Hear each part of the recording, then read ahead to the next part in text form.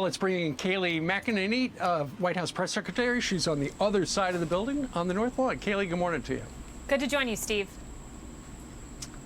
Okay, so when the president signed that executive order, does he really intend to implement those things, or is this just another one of those negotiation tactics that Donald Trump is famous for? Oh, he most certainly intends to implement the 4 executive orders pertaining to unemployment insurance, student loans, the payroll tax holiday, and evictions. The American people need relief. And, you know, Chuck Schumer, it's funny listening to him there talk about these executive orders as not being enough. Well, what have Democrats put forward? Precisely nothing, except rejecting, at least on 2 occasions, a $600 clean extension of unemployment insurance. They have been fundamentally unserious and playing games on the back of the American people, while President Trump has acted in the American people's best interest. Kayleigh, there's violence and looting in Chicago. We're seeing that actually on the Magnificent Mile now. The riots in Portland. What's the president going to do about that today? Yeah, so the president has put in place Operation Legend, which has so far succeeded in arresting 250 individuals and charging 250 individuals across the country pertaining to civil unrest.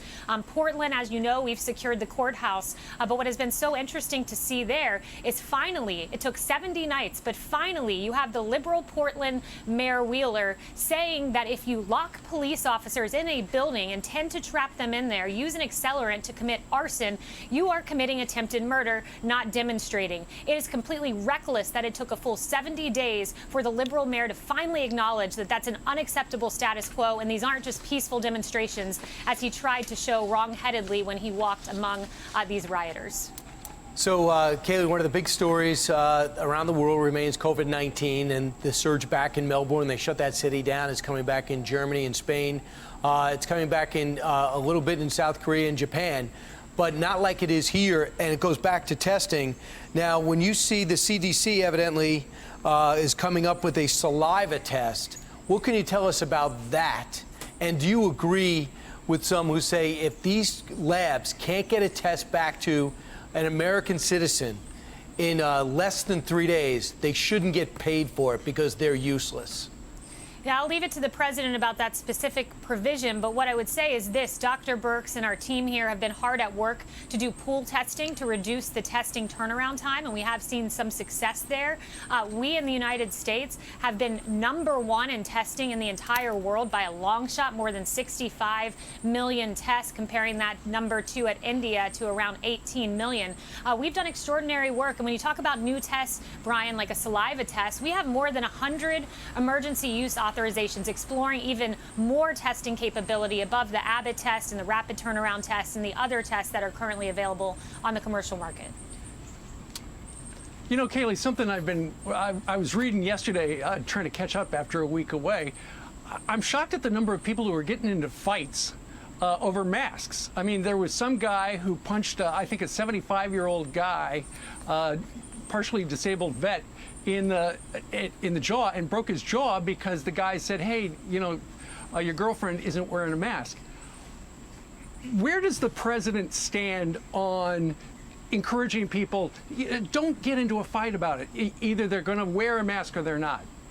Yeah, no one should be fighting over this, but what we should be doing is doing what is patriotic, which is when you can't socially distance, wear a mask. I was with the president last week when he wore a mask when he couldn't socially distance. He's done it several times. That's where he stands, that it's the American people, it's the right thing to do if you're, you know, standing close to someone, and no one should be fighting over it nevertheless. Hey, Kayleigh, what's the deal on the rapid test? Because I know some friends that stood in line for a long time. They had to travel from way out on Long Island down to over to Brooklyn to get in line and get these tests. I know some other people that have had, there are only like 3 clinics on Long Island that are doing this.